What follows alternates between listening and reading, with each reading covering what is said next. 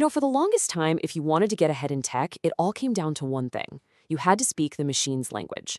But what if that's all being flipped on its head?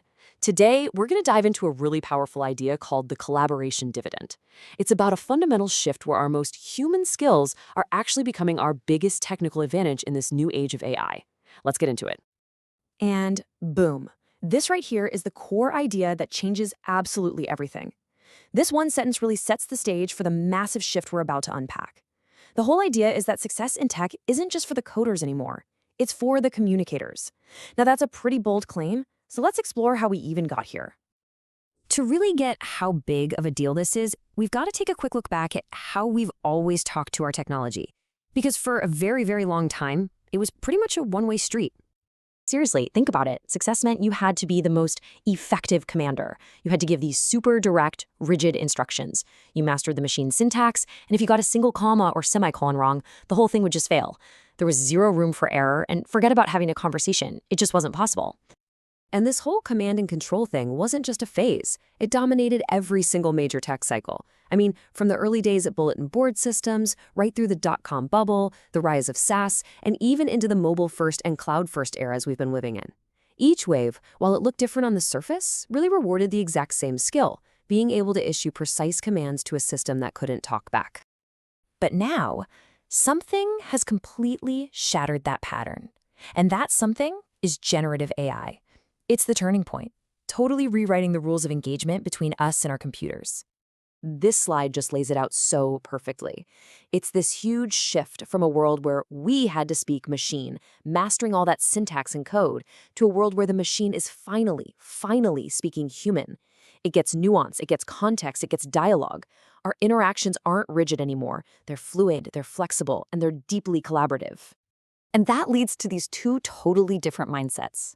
You've got the commander, who barks an order and demands a specific result. And then you have the collaborator. They don't command, they start a conversation. They coach the AI, they refine the output. It's a whole back and forth process. One is about dictating, the other is all about developing an idea together.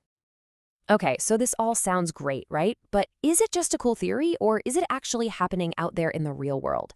Well, it turns out the evidence is popping up in some really interesting places, showing who's actually thriving with this new collaborative approach.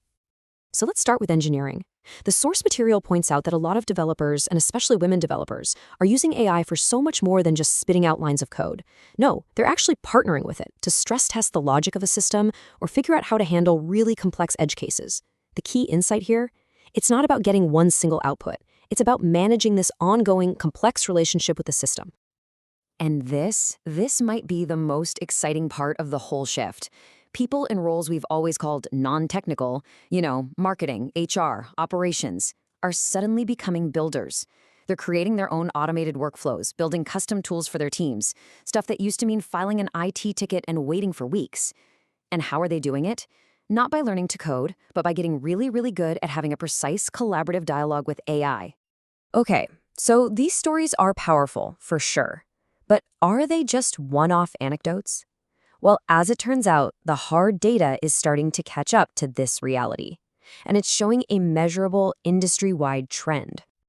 We're seeing this shift being formally recognized across the industry, with numbers that confirm what so many of us are starting to feel in our own jobs. And honestly, some of these numbers are just staggering. Okay, get ready for this. Here's the headline number.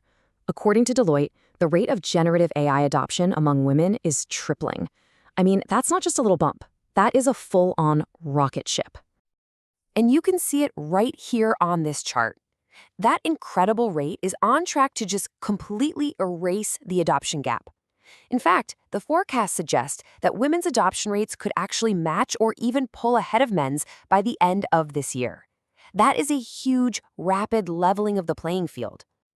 But wait, it gets even more interesting when you look past just the raw adoption numbers. Studies are suggesting there's a difference in the quality of the interaction. While men might be more likely to use AI for a quick, one-and-done task, women often show a greater improvement in their own knowledge after the interaction. And this is so important. It's not just about using a tool to get an answer. It's about learning with the tool through a real back and forth, which creates this amazing feedback loop for both the person and the system. All right, so let's tie all of this together. What is this new power skill, this new competitive advantage? And what does it mean for you and me? Let's get a formal definition on the table. Here it is, the collaboration dividend. It's the massive, measurable advantage you get from skills we used to call soft, things like dialogue, empathy for how a system thinks, and the patience to coach it. In this new world of conversational AI, these have become the new hard skills. They're absolutely crucial. So what's the bottom line? It's this. The old way of just commanding a machine, it's on its way out. In this new era, the person who can build a relationship, have a dialogue, and coach a system toward a better outcome, that person, the cooperator, is pretty much always going to outperform the commander. So that leaves us with a question for you to think about. As you start using these incredibly powerful new tools, how are you, personally, making that shift from being a commander to becoming a true collaborator? Because that shift, well, it might just define the next big wave of innovation and success. I'd love to hear what you think. Thanks for tuning in.